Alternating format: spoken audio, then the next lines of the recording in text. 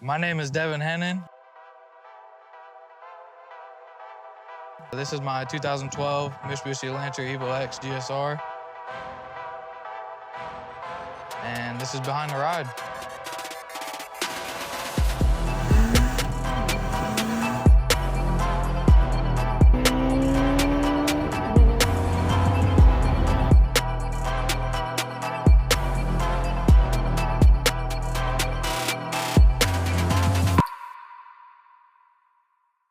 My introduction into the car world was more or less my grandpa's been a mechanic for many, many years, so I spent a lot of time around cars and helping work on cars and fix cars. Also, another thing that kind of drew me to Mitsubishi is my dad. He had a 96 Eclipse with a body kit. It was white with blue flames, your typical early 2000s Eclipse. After that, I kind of just fell in love. I can recall a good memory of the time we were riding over by the refinery here in Lima. There's a bridge, and I just felt like I was in a scene from the Fast and Furious, and that kind of is what hooked me to want to work on cars and want to build cars and be part of this atmosphere.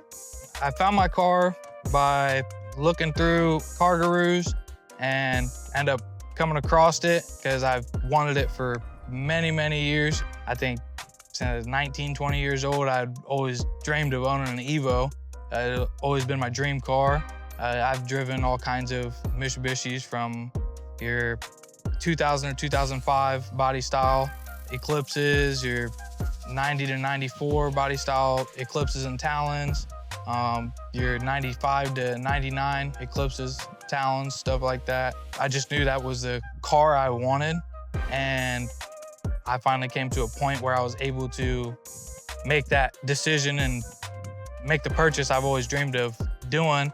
Granted, I did plan on buying something that I didn't have to build, but it kind of didn't work out like that. I ended up finding this car on car gurus, and I had to put a deposit down on it to be able to get them to hold it for me and stuff. And when I showed up to the dealer, I heard him start it, and it was just one of those things like, this car's going home with me regardless of what I had to do to make it happen. That's my grandfather with me, and he's like, "You're not leaving without this car, are you?" And I was like, no. The price really didn't matter at that point because I was standing in front of an opportunity to obtain a car I always dreamed of owning. So when I bought my car, it was actually bone stock as far as I could tell. I mean, it had an aftermarket clutch in it. Somebody had replaced the clutch at some point, had an intake on it. Almost full boat on, but not quite. I bought it in pretty much stock condition. I mean, I drove it for 2 months or so. I mean, it was a great car. We took it, me and my family, my 2 kids and my woman, we all went down to Tennessee and actually took it on a vacation trip, probably about a month after owning it. Drove all the way down to Tennessee, enjoyed the scenery and stuff down there, had a good time, drove back, drove it for, I don't know, 2 more weeks, and car ended up blowing a ringland. So that's kind of what led me into the build, more or less. First, last year, in 2024, I built the motor after blowing the ringline blown in 23. I ended up taking forged rods, forged pistons, had Calvinators here local, do the machine work. I assembled it all myself. We started getting tuning. We had 93 about dialed in, and the car ended up over boosting, and it threw a rod through my freshly built motor with like 2,000 miles on it. So it was kind of devastating, but I decided that I was going to rebuild it again. And it's got a stock crank in it, boost line, Wiseco I-beam rods with 625 hardware. It's got your stock main studs in it yet, stock OEM equivalent oil pump. Pistons are just some basic Wiseco 86.5mm pistons. The head is fully built. There's no port work or anything done to this thing. It's literally stock porting with built internals. It's got a Kelfer Beehive springs and retainers in it with the Kelfer 214C cams. I do have a exhaust MEVEC delete. Basically, once you run a bigger cam, it can cause issues with the oil pressure in the MEVEC solenoids and can cause things to go all haywire when you're trying to tune them or whatnot. So it's got a solid exhaust cam gear and MEVEC delete. But otherwise, I mean, it's got the Sidewinder manifold on it. That's the Odyssey Fab manifold. It's got a Pulsar 3584 It's got 2150 FIC injectors in it. Intake stock. It's got custom wastegate hood dumps on it. A lot of car guys might give me crap for this, but it's got a Musa 38 mil wastegates on it. I mean, I've ran them on my Eclipse, I've ran them on this, and haven't had any issues. I just got your typical 6AN feed line with the adjustable fuel pressure regulator on it. Yeah, that's pretty much it. I mean, it's got an intercooler, appears stock outside of the Sidewinder turbo kit and the hood dump, so.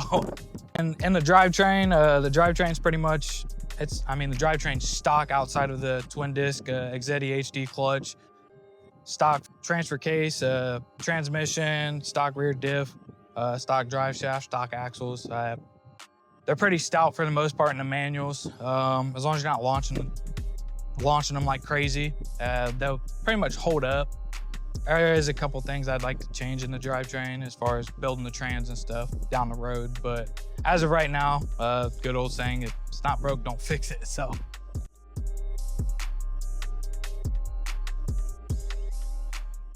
It's been a journey, to say the least. The inspirational look of the car kind of came from Devin. He's a YouTuber. He had an Evo X. He did like a half and half wrap as far as his was white and black, but I just kind of liked it. I thought it looked really good, and I was like, oh, I got some extra wrap laying around, and so I figured I'd give it a shot. Worst case scenario, I wouldn't like it and I'd take it off. Just kind of grew on me as I did it. I mean, I didn't do it quite like he did. I took and drew out each piece and cut it out and kind of just randomly placed all the wrap on there and just went with it, and it turned out pretty good. So that was more or less where the idea kind of came from. It's just different, unique. You don't see very many cars rolling around with the half camouflage cars. The first modification that kind of did it really wasn't even on this car. I've played with other cars. Like I said, I have a 95 Eclipse that I've all-wheel drive swapped. It made like 450 when it was front-wheel drive.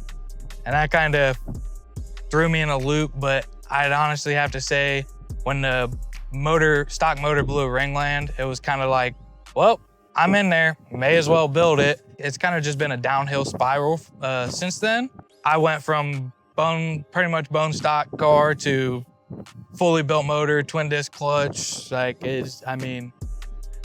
gave it the whole shebang. I'm one of those people, if I'm in there, I may as well do it now.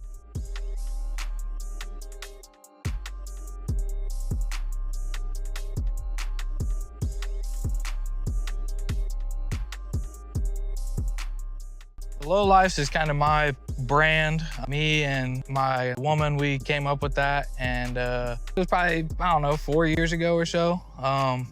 We were just sitting around and we was like, that's kind of a cool name. I want to build something to be able to leave my kids, and whether it's a brand, whether it's a name, even if I just make my mark, I could go far with it. The car is pretty much just showcases everything that I can do myself. There's not really anything that is done on the car that I haven't done. Even some of the fab work I've done. I pretty much do everything outside of tuning the car. The lowlifes is kind of just a thing that, again, just to kind of create some generational wealth. Like I said, I want to leave something for my kids and just show them that anything's possible with the right drive, right motivation. I've worked real hard to get to the point I'm at. I do side work here and there and whatnot, and I stand behind the name.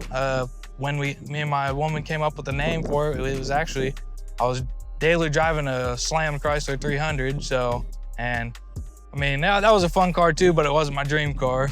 So it was just one of those things that I just want to be able to make an impact on my kids' lives and show them that anything you want to do, you're able to do it.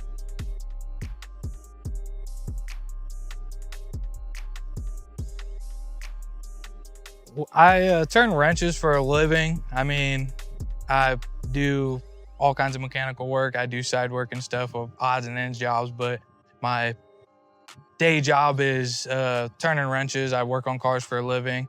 Pays the bills and enables me to be able to build and do the things I want to do. It does get old turning wrenches sometimes, makes it hard to work on my own stuff, but it makes me enough money to where I can do the things I'm able to do and still take care of my family and enjoy hobbies and do fun things as with my kids and stuff. The biggest tribulation I kind of fought with the car was, I mean, it blew a ring land 2 months after owning it. Kind of sucked, whatever, bounce back, be able to take and rebuild it. But then after it overboosted and threw a rod out the built motor, I was kind of devastated. I was kind of questioning if it was something I really wanted to do, because I beat myself up a little bit about it. I thought it was something I did wrong. Honestly, without my friends, my family, my woman, my kids, I couldn't have done it without them. They kind of pushed me and like, we'll get it fixed. You can do it. Like, it's not your fault. And my tuner even, he was like, dude,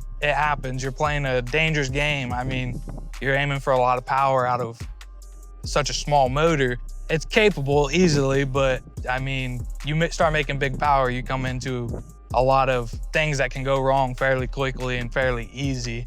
But yeah, without my friends, family, and like I said, especially my woman and my kids, I definitely don't think I would have continued building the car, because it was rough when I just heard the whole thing that I spent months working on shatter beneath me. So my future goals with the car are just, I mean, really all it needs is more fuel to make between 800 and 900 horsepower. It currently makes like 680 to 700 on the virtual dyno.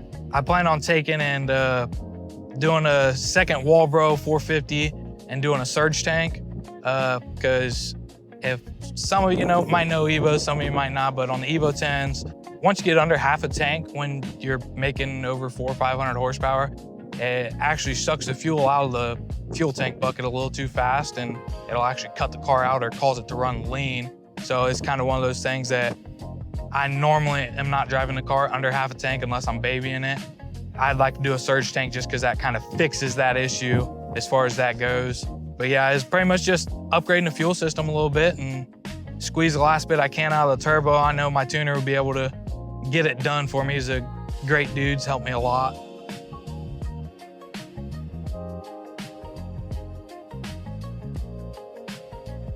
So it's a big topic as far as 4G 6.3 versus the 4B11 go.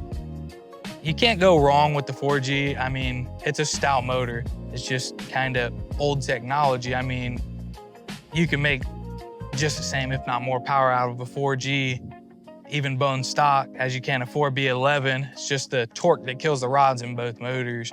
I'm a 4G guy myself. My Eclipse has a 4G 6.3 in it, but that's kind of why I dabbled in the 4B platform, just to kind of see how it was, because I knew how the 4G platform was. I'd probably pick a 4G over the 4B11 if I had to choose, but in reality, they both have their pros and cons. I mean, the 4B11's an aluminum motor, so it's lighter. Again, they both can do the same. They can both make about the same power. There's plenty of people running around making 600 horsepower on an unopened 4B11, just as there is 4G 6.3 that's been unopened as well, making 600 horsepower. So the biggest thing that comes down to 4G 6.3 and 4B11 is your tuner. You gotta have a good tuner to be able to put out any kind of power between either one of them. So, and I mean, if you're driving a Mitsubishi, my recommendation is Kenneth McDonald at Black Sheep. That's who tuned my car, and dude's been phenomenal for me. So definitely give him a look up and he'll help you with anything. He's a great guy. Pretty much if you're at a point building your car or in your car career more or less, and you're kind of at a standstill and don't know what to do, don't know what to build, sometimes you gotta find your platform. Like I mentioned, Mitsubishi's just been my platform, and I've seen numerous people make stupid power with them, and I was like, that's what I want. But it's one of those things that you gotta dig deep down and know that's what you wanna do. I mean, it's definitely not for the weak. This car's tested my patience over and over again, but I just kept looking at the end goal, knowing what it could be if I just kept pushing for it. I know there's a lot of guys in the car community around Lima, Ohio that are more than willing to give a helping hand and kind of give you some motivation and keep you going. I mean, you can't always look at online and see everybody else's builds and everything that everybody else is building. Not everybody's situation is the same. So it's one of those things like that can kind of get you down. Like I know in the process of building my car, I'd see, oh, that's a clean Evo, man. I can't wait till mine's done, man. That kind of beats me up. Mine's not running and broke down right now, yada, yada. But you gotta find that deeper passion. You can't always look elsewhere for that verification. You just gotta know deep down that that's something you wanna do, and don't let anybody tell you can't do it, because anything's possible. I've overcome a lot in my life and gotten to a point where I was able to obtain my dream car. And I've toyed with a lot of different cars and stuff, so it just takes time. Just pretty much keep pushing. Find your platform, find your group of people. Every platform has a good group of guys in it for the most part. So you'll always be able to find somebody that has information for you and is willing to help you out, because I mean, the car scene, we gotta make more car people. It's died down a little bit. So anything to help fellow car enthusiasts to keep going, a lot of us will do.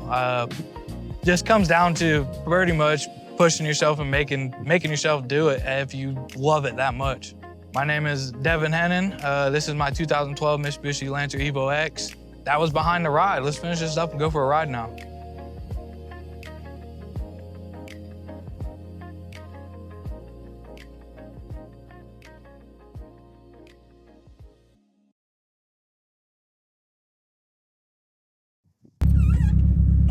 Oh, the seat bolster just went into my asshole.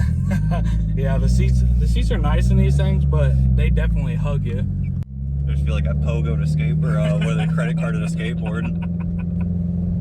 This screen is sick, dude. Like I said, I spent a good penny on it. It's got wireless CarPlay and everything on it. They market that as like the Tesla style screen, quote unquote. Yep, more or less. It's super drivable though, you're right, like it didn't ruin it. Right, it's still daily drivable. That was the best part about it. That was my biggest And that's always the thing too, like anything's daily drivable with the right attitude. Right, yeah. It's still got a really good demeanor as far as daily driving and stuff. So, the gas mileage isn't the best on E85, but... Oh no, E85 sucks for economy. That's, the other day I was doing some draggy hits. I did about 5 hits and dropped from full tank to half a tank. Ooh, so hello. I feel that. I'm really pushing the limits of this single wall, bro, but it's still fun. I mean,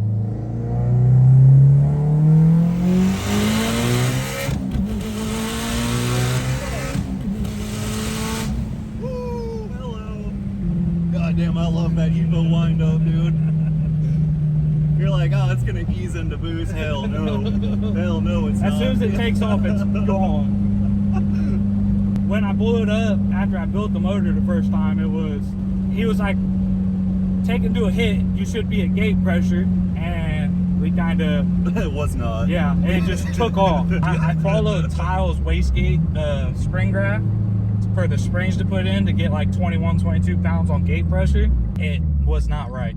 Found out it was in Newton meters instead of pounds. You're like, ooh. Pretty much, yeah. Do a little 40 roll.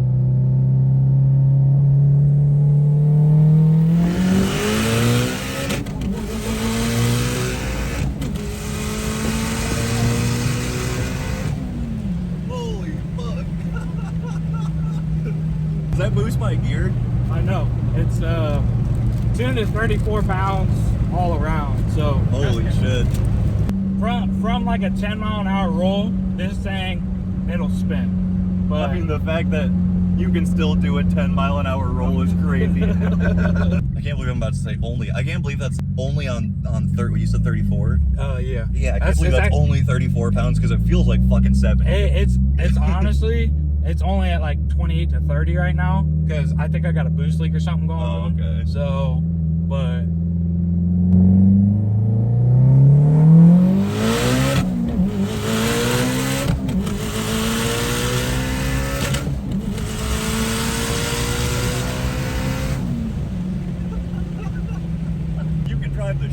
this thing too. That's what I mean. The Thank car you. is fast, but when you got the driver mod too, Yeah. holy shit! I'll do a launch for you. I'm not the best at doing launches yet, but Hell yeah, be good for the video. We'll have to get out of here shortly after for sure.